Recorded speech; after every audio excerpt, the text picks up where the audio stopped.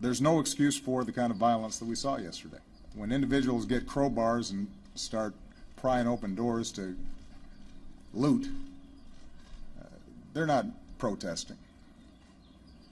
They're not making a statement.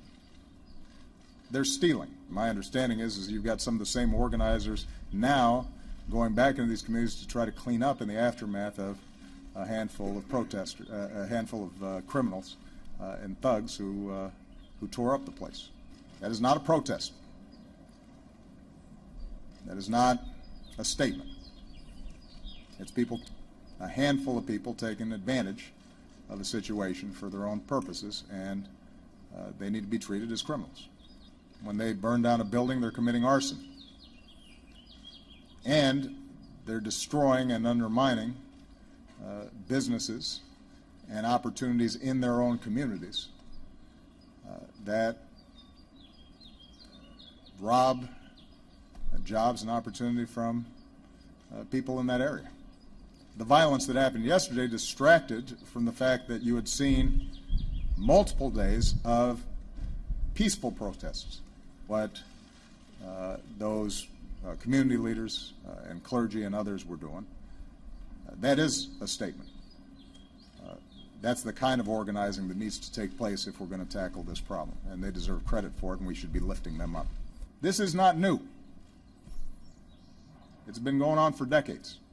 What's also good news is the task force that was made up of law enforcement and community activists that we brought together here in the White House have come up with very constructive, concrete proposals that, if adopted by local communities and by states and by counties, by law enforcement generally, would make a difference, making sure that the overwhelming majority of effective, honest, and fair law enforcement officers, that they're able to do their job better because it will weed out or retrain or put a stop to those handful who may be not doing what they're supposed to be doing. Obviously, our thoughts continue to be with the family of Freddie Gray.